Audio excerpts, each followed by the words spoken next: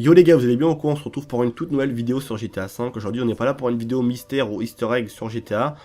On est présent pour une nouvelle vidéo un petit peu bizarre. Donc j'ai découvert ça l'autre jour sur GTA V. À ce que j'ai vu, ça n'a pas été proposé déjà sur YouTube. Par rapport aux véhicules, aux voitures, oui, mais au tank, j'ai jamais vu pour l'instant sur YouTube. C'est pour ça que je me permets de vous faire cette nouvelle vidéo.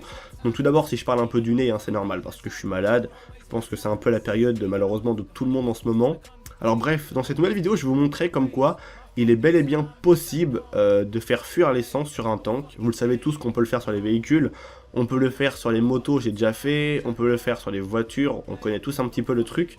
On a juste à tirer sur le réservoir du véhicule en question, ensuite il va y avoir une fuite d'essence qui va opérer, et au bout de quelques kilomètres, ou alors si on attend tout simplement sur place, le véhicule va perdre son essence et après il ne pourra plus décoller.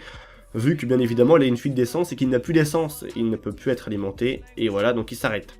Donc là, sur le tank, c'est possible. Alors j'ai été choqué quand je l'ai fait, je vous dis pas. Je savais pas du tout qu'on pouvait le faire sur le tank, parce que je sais que ça marche sur les voitures, les motos, tout ça, mais c'est vrai que sur un véhicule comme un bateau, ou je sais pas, un avion, j'ai jamais trop essayé. Et comme c'est des véhicules plus ou moins fragiles, bah au bout de quelques tirs de n'importe quoi, les véhicules ont tendance à fumer très rapidement ou exploser. Du coup, j'ai jamais vraiment testé. Et là, je le fais sur un tank, donc je vais vous montrer comment on fait. Donc, il faut tirer 4 roquettes obligatoirement en dessous du tank. Donc là, la première, je me suis fail, mais bon, c'est pas grave, elle a marché quand même. Donc, première roquette, comme vous voyez, il n'y a pas d'essence qui coule quoi en dessous. Donc là, deuxième roquette. On fait la troisième. Je sais pas du tout, par contre, si ça peut marcher en online, je pense pas. Et la quatrième roquette. Vous avez vu qu'au bout de la quatrième roquette, comme vous le voyez sur le gameplay, il y a bien évidemment l'essence qui coule. Donc on va prendre le tank et on va le rouler, histoire justement que le feu disparaisse d'en dessous.